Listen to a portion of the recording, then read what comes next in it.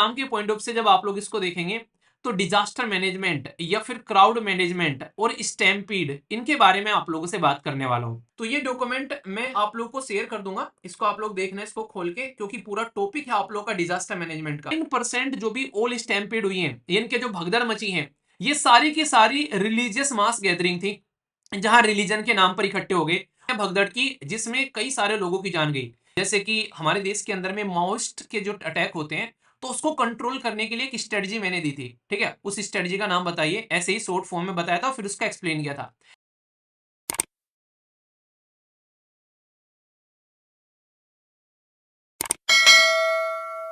दोस्तों ये एक ऐसा टॉपिक है जो कल काफी ट्रेंड कर रहा था यहाँ पर, और साथ ही साथ में यहाँ पर हर एक न्यूज़पेपर के द्वारा इसको पब्लिश किया गया। तो एग्जाम के पॉइंट ऑफ से जब आप लोग इसको देखेंगे तो डिजास्टर मैनेजमेंट या फिर क्राउड मैनेजमेंट और स्टैम्पीड इनके बारे में आप लोगों से बात करने वाला हूँ।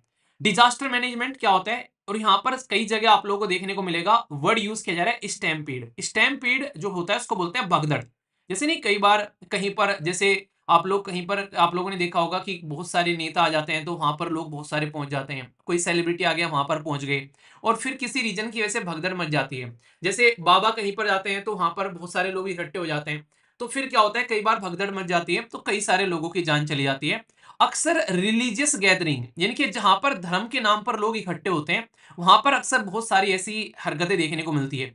तो इसी के लिए हमारे देश के अंदर में एक डॉक्यूमेंट है, ये है नेशनल डिजास्टर मैनेजमेंट अथॉरिटी की साइड से, कि भाई अगर बहुत सारे लोग कहीं इकट्ठे हो जाते हैं तो कैसे उसको मैनेज आप लोगों को करना है। तो इसके लिए बकायदा लोगों को ट्रेन किया जाता है, लोकल अथॉरिटी को ट्रेन किया जाता है, उसके लिए प्रॉपर गाइडलाइन इन्होंने दे रखी है।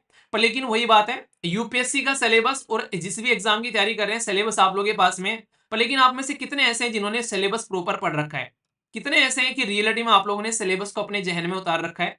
तो ऐसे ही यहाँ पर इन्होंने सिलेबस तो दे दिया, पर लेकिन जो लोकल एडमिनिस्ट्रेशन है भाई वो उसको पढ़ते नहीं है, और इसकी वजह से दिक्कतें देखने को मिलती है। ऐसी दिक्कत देखने को मिली, अल्लू अर्जुन की मूवी जो है अभी रिलीज हुई है, उसको जगह जगह प्रमोट कर रहे हैं ये जाकर। तो ऐसे ही यहाँ पर हैदराबाद में प्रमोट कर रहे थे, तो वहां पर भगदड़ मची, और इसमें यहाँ पर एक 35 साल की महिला की तो जान चली गई यहाँ पर, जिनका नाम था यहाँ पर रेवती, और साथ ही साथ में इनका जो बच्चा था 13 साल का, उसको भी काफी चोट लग गई है। तो ये इसकी वजह से यहाँ पर इनको अभी फिलहाल इनके खिलाफ जो है केस दर्ज कर लिया गया है। और इनके खिलाफ ही ओनली केस दर्ज नहीं किया गया है, मैं आप लोगों को यहाँ पर बता दूं, अल्लू अर्जुन, इनके पर्सनल सिक्योरिटी गार्ड, और साथ ही साथ में थिएटर के जो मैनेजमेंट की जो अथॉरिटी थी, उनके खिलाफ यहाँ पर केस दर्ज किया गया यहाँ पर। और एक तरीके से आने वाले टाइम में पुलिस जो है इसको इन्वेस्टिगेट करेंगी, क्योंकि कोई नॉर्मल बात नहीं है किसी इंसान की जान जाना। तो यहाँ पर इसके बारे में मैं आप लोगों से बात करता हूँ कि आखिर ऐसी सिचुएशन बनती कैसे है। पहले कुछ एग्जांपल्स देखते हैं, तो आप लोग ये समझेंगे कि आखिर ऐसा क्या हो गया यार, कि हमारे देश के अंदर में डिजास्टर मैनेजमेंट के द्वारा इसके लिए बकायदा एक डॉक्यूमेंट रिलीज करना पड़ गया। और ये जो डॉक्यूमेंट मैं आप लोगों को बताऊं, मैं इस डॉक्यूमेंट को देख रहा था तो लगभग मुझे लग रहा है शायद 100 पेज के करीब का डॉक्यूमेंट है ये। मैं अभी देख के बताता हूँ, एक सेकंड। इस डॉक्यूमेंट के अंदर में 95 पेज है। 95 पेज में बकायदा पूरी गाइडलाइन इन्होंने दे रखी है, अगर आप लोग यहाँ पर इसको देखोगे। तो ये डॉक्यूमेंट मैं आप लोग को शेयर कर दूंगा, इसको आप लोग देखना, इसको खोल के, क्योंकि पूरा टॉपिक है आप लोग का डिजास्टर मैनेजमेंट का। ठीक है, कर क्या दूंगा, लो मैंने कर दिया है। ठीक है, तो यहाँ पर ये टेलीग्राम पर आप लोग को शेयर कर दिया है। तो ये पूरा का पूरा टॉपिक है आप लोग का यूपीएससी के अंदर में डिजास्टर मैनेजमेंट का, ये स्टेट पीसीएस के अंदर भी जाते हैं, तो यहाँ पर मैनेज करना होता है। रीजन क्या है, अगर पास्ट में आप लोग देखोगे हमारे देश के अंदर में टाइम टू टाइम बहुत सारे लोगों की जान गई है। ये कुछ हिस्ट्री के कुछ ऐसे एग्जाम्पल हैं जो हो सकता है कि आप लोगों को थोड़ा सा अंदर से दहला दें कि यार क्या दिक्कतें देखने को मिल रही हैं। तो आप लोग देख लो, यहाँ पर हिमाचल प्रदेश के अंदर में 146 लोगों की जान चली गई जब टेंपल के अंदर में यहाँ पर स्टैम्पेड हुआ, यानी कि भगदड़ मची। 2008 की बात है। उत्तराखंड के अंदर में हरिद्वार में जब कुंभ का मेला चल रहा था 1996 में, और 2011 में, और इसी के साथ में 2010 में। तो यहाँ पर कई बार इस तरीके की चीजें देखने को मिलती हैं, कई सारे लोगों की जान चली जाती है। उत्तर प्रदेश के अंदर में इलाहाबाद में 800 लोगों की जान चली गई जब कुंभ का मेला था। समझ रहे हैं आप लोग, यहाँ पर कब, 1954 में। 2013 में भी 36 लोगों की जान चली गई। सोच के देखो आप लोग, यहाँ पर लखनऊ के अंदर में 21 लोगों की जान चली गई, यहाँ पर बीजेपी का एक इवेंट था, बीएसपी की एक रैली में 2 लोगों की जान चली गई। ऐसे यहाँ पर मुगल सराय के रेलवे स्टेशन पर भगदड़ मची, 16 लोगों की जान चली गई। वाराणसी में 2016 में यहाँ पर लोग जो है रिलीजियस इवेंट में इकट्ठा हुए थे, जब बाबा वगैरह आते हैं वहां पर, उसमें 24 लोगों की जान चली गई। इसी के साथ में कुंदा के अंदर में 70 लोगों की जान चली गई, टेंपल के अंदर में भगदड़ मच गई। बिहार के अंदर में 2014 में यहाँ पर 22 लोगों की जान गई। इसके साथ में 2012 में 17 लोगों की जान गई। ऐसे आप लोग देखोगे झारखंड के अंदर में, वेस्ट बंगाल के अंदर में, उड़ीसा के अंदर में, आंध्र प्रदेश के अंदर में, मध्य प्रदेश के अंदर में, तमिलनाडु के अंदर में, केरला के अंदर में, महाराष्ट्र के अंदर में, गुजरात के अंदर में, राजस्थान के अंदर में, दिल्ली के अंदर में। तो क्या कोई ऐसा एरिया है जहां पर स्टैम्पीड यानी कि भगदड़ की वजह से लोगों की जान न गई हो?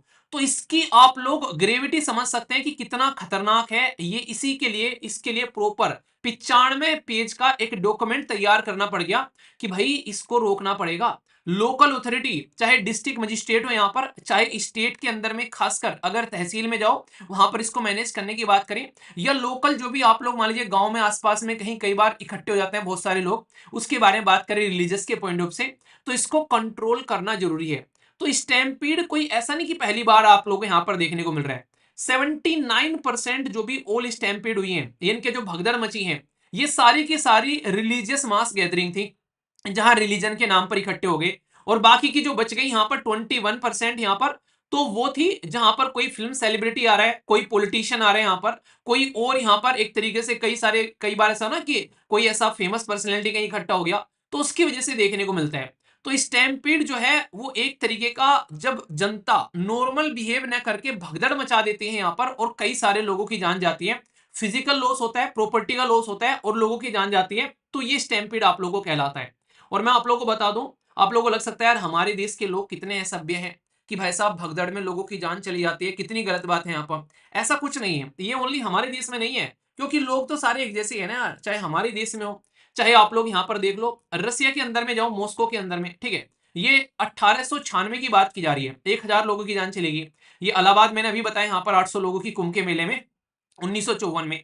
तो हिस्ट्री में कुछ ऐसी बड़ी बड़ी घटनाएं हैं भगदड़ की जिसमें कई सारे लोगों की जान गई। इसलिए मैं आप लोगों को हिदायत दूंगा कि कहीं भी आप लोग जाओ, कोशिश ये करो कि कभी भी कहीं पर भी आप लोग जाते हो तो खासकर कि ज्यादा भगदड़ में ना रहो, ठीक है।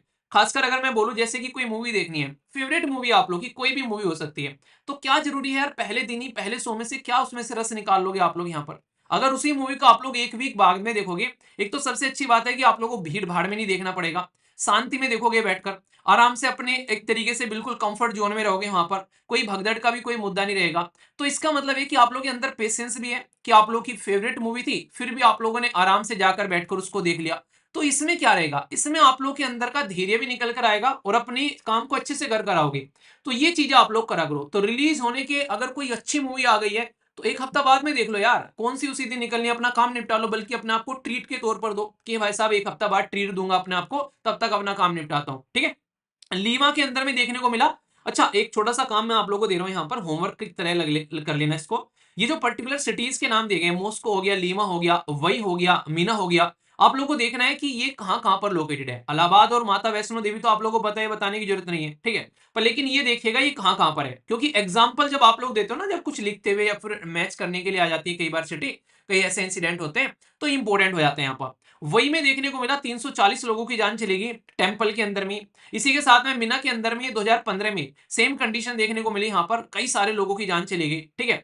माता वैष्णो देवी आप लोगों को पता है ये एक बहुत ही मतलब पूजनीय स्थान है, खासकर हिंदू कम्युनिटी के लिए अगर आप लोग देखोगे, क्योंकि फादर साहब आर्मी में थे तो मैं यहाँ पर 3 बार जा चुका हूँ, ठीक है। एक बार तो फादर साहब के साथ में और मेरे मामा जी जो है वो एयरफोर्स में थे, तो वैसा भी एक बार मामा जी के साथ में, बहुत छोटे थे उस टाइम पे वैसे, ठीक है। तो कुछ कुछ याद है, कुछ कुछ याद नहीं है। तो यहाँ पर अच्छी बात होती है उस टाइम पे हम जैसे कि आर्मी या फिर एयरफोर्स की साइड से जाते हैं तो स्पेशल एंट्री मिल जाती है, तो भीड़ भाड़ वरना बहुत तगड़े वाली भीड़ रहती है कई बार, ठीक है। तो यहाँ पर भगदड़ मची तो यहाँ पर कई सारे लोगों की जान चलेगी। तो इसलिए ये चीजें हम लोग को समझनी पड़ेगी। तो कहीं ना कहीं इसको मैनेज करना बहुत ज्यादा जरूरी है, और इसी के लिए मैनेज करने के लिए कुछ प्रोविजन है कि भाई क्राउड मैनेजमेंट करना कैसे है। तो सबसे पहले एक इंपॉर्टेंट फंक्शन मैं आप लोग को बता रहा हूं, याद रखना। आप लोग को याद है मैंने आप लोग को बताया था कि जब कहीं पर जैसे कि हमारे देश के अंदर में माओइस्ट के जो अटैक होते हैं, तो उसको कंट्रोल करने के लिए एक स्ट्रेटजी मैंने दी थी, ठीक है। उस स्ट्रेटजी का नाम बताइए, ऐसे ही शॉर्ट फॉर्म में बताया था फिर उसका एक्सप्लेन किया था। ऐसे ही यहां पर बात की जा रही है एक पर्टिकुलर स्ट्रेटजी के बारे में जिसका नाम रखा जा रहा है FIST, ठीक है। तो यहां पर एफ का मतलब बोला जा रहा है इनके द्वारा क्राउड फोर्स, आई का मतलब इंफॉर्मेशन, इसके बारे में क्राउड किस तरीके से एक्ट कर सकती है। एस का मतलब फिजिकल स्पेस, जहां पर वो है बेसिकली, कहां पर ये इकट्ठे हो रहे हैं, उसके लिए क्या क्या आप लोगों ने सिस्टम कर रखा है। और टी का मतलब टाइम ड्यूरेशन, जितने में इंसिडेंट हो सकता है। यानी कि आप लोगों को क्राउड का बिहेवियर समझना पड़ेगा कि भाई ये रिलीजन के पॉइंट ऑफ से आ रखे हैं या फिर ये पॉलिटिकल पॉइंट ऑफ से है, क्योंकि रिलीजन वाले एक बार फिर भी शांति में रहते हैं जब तक कि रिलीजियस गुरु ना भड़का दे। पॉलिटिकल जो पार्टी में गैदरिंग हो रखी है वो मैक्सिमम टाइम भड़के ही मिलेंगे आप लोगों को, उनको ये लगता है आग लगा दो, क्योंकि पॉलिटिकल जो स्टेटमेंट होती है वैसी होती है कि भाई उसने लूट लिया, इसने मार दिया, उसने खदेड़ दिया। तो वो चीजें आप लोगों को देखने को मिलेगी।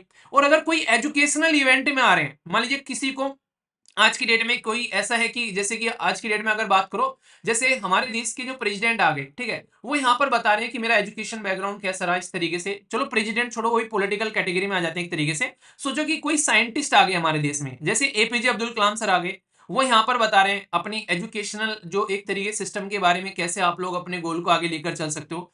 तो वहां पर लोग थोड़े से अलग माइंडसेट के साथ में आएंगे, वो शांति में बैठ के सुनेंगे यहाँ पर। तो क्राउड का माइंडसेट कैसा है वो आप लोगों को समझना पड़ेगा और उसी के हिसाब से प्लानिंग करनी पड़ेगी, उसी के हिसाब से चीजों को ऑर्गेनाइज कराना पड़ेगा। और साथ ही साथ में मॉनिटर यानी कि ध्यान भी रखना पड़ेगा कि भाई कहां से दिक्कत ना आ जाए कोई निकल कर। तो ये प्रॉपर एक सिस्टम है जिसका इस्तेमाल किया जा सकता है। और लार्ज जब गैदरिंग होती है उसके लिए कुछ और चीजें आप लोगों को फॉलो करनी पड़ेगी, जैसे सेफ्टी और सिक्योरिटी के लिए आप लोग को प्रॉपर वहां पर जहां पर भी आप लोग हैं इलेक्ट्रिसिटी या फिर फायर सेफ्टी का ध्यान रखना पड़ेगा, क्योंकि जरा सी देर में आप लोग के शॉर्ट सर्किट हो जाते हैं और बच्चों की जान चली जाती है, शॉर्ट सर्किट हो जाते हैं, हॉस्पिटल में आग लग जाती है, शॉर्ट सर्किट हो जाते हैं, पूरे कोचिंग सेंटर जल जाते हैं। तो यहाँ पर ये चीज ध्यान रखनी पड़ेगी। सर्विलेंस के लिए सीसीटीवी कैमरा, पता चला किसी की रैली थी, किसी और ने आके भगदड़ मचवा दी, कोई जल रहा था भाई साहब, एक कि हाँ इतना इतने ज्यादा लोग इसके सामने क्यों आ रहे हैं, ठीक है। सोच के देखो दलजीत दोसांझ जो आज की डेट में अपने कॉन्सर्ट कर रहे हैं, कितने बड़े लार्ज स्केल पर वहां पर लोग इकट्ठे हो रहे हैं। तो सोचो कि कहीं पर भगदड़ मच गई तो कितनी बुरी कंडीशन हो सकती है। तो प्रॉपर मैनेज करना ये बहुत ज्यादा जरूरी है, जो कि वो कर पा रहे हैं, बड़ी अच्छी बात है ये, कहीं ना कहीं एक तरीके से बोल सकते हैं। साथ ही साथ में कम्युनिकेशन, यहाँ पर पब्लिक को एड्रेस करना, अगर भगदड़ मच जाए तो भाई साहब एक कोई माइक का व्यवस्था होनी चाहिए।